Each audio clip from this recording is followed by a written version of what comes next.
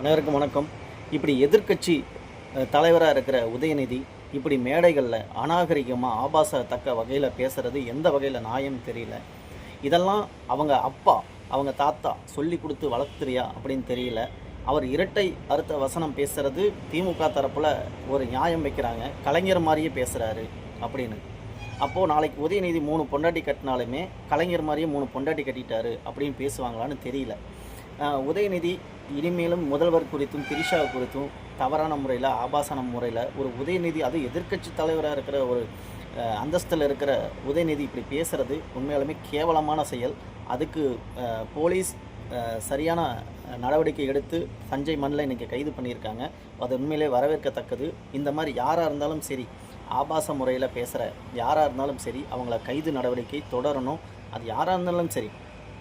நான் அதுக்கு வேண்டி நீங்கள் இன்றைக்கி நான் பேசுகிறத கேட்டு நீங்கள் கமெண்டில் சொல்லலாம், ஏன் இதுக்கு முன்னாடி தாவைக்காவில் இருந்து யாருமே ஆபாசமாக பேசலையா அப்படின்லாம் கேட்பீங்க. ஆபாசமாக பேசுகிறது சமூக வலைதளங்களில் உண்மையிலே ரொம்ப தவறான விஷயந்தான். அதை யாருமே பேசக்கூடாதுன்னு நாங்களும் எதிர்பார்க்குறோம். இப்படி ஒரு மற்றவங்களுக்கு வேணால் சொல்லலாம், இந்த மாதிரி ஒரு தொண்டர் மனப்பான்மையில் ஒரு இனிமேல் அறியாத இதில் பேசுகிறதுங்கிறது வேறு. ஆனால் ஒரு எதிர்க்கட்சி தலைவர் அப்படிங்கிற ஒரு போஸ்டிங்கில் இன்றைக்கி இருக்கிற உதயநிதி இந்த மாதிரி இரட்டை அர்த்த வசனங்கள் பேசுவது, அது மேடைகளில் பொதுமக்கள் எல்லாம் இருக்கிற இடத்துல மேடைகளில் அது முதல்வர் குறித்து இந்த மாதிரி பேசுகிறது உண்மையாலுமே கேவலமான செயல் தான். அதுக்கு திமுக காரங்க நீ என்ன முட்டு கொடுத்தீங்கனாலும் அது ஏற்கத்தக்கது அல்ல.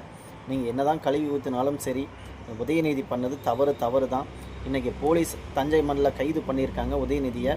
போலீஸ் கூட்டிகிட்டு போய் எங்கே அவருக்கு தண்ணி வந்துச்சு வரல அப்படின்னு, அவங்க வீட்டு குழாயிலையா இல்லை அவர் சொல்லி காவேரியிலிருந்து தண்ணியா அப்படின்னு உதயநிதி எதை பற்றி சொன்னார்னு தயவு செஞ்சு போலீஸ் தரப்பில் நல்லா விசாரிக்கிற முறையில் விசாரித்து, எப்படி மிசாவில் அவங்க அப்பாவை விசாரிச்சிங்களோ அது மாதிரி உதயநிதி நல்லா விசாரிச்சிங்கன்னா தெரியும். மீண்டும் மீண்டும் இது உதயநிதி இந்த மாதிரி கேவலமான முறைகளில் பேசுவது தமிழகத்தில் தமிழக வெற்றி கழகத்து தொண்டர்களுக்கும் திமுக தொண்டர்களுக்கும் ஒரு கோஷ்டி மோதலை உருவாக்கக்கூடிய செயலாக பார்க்குறேன்.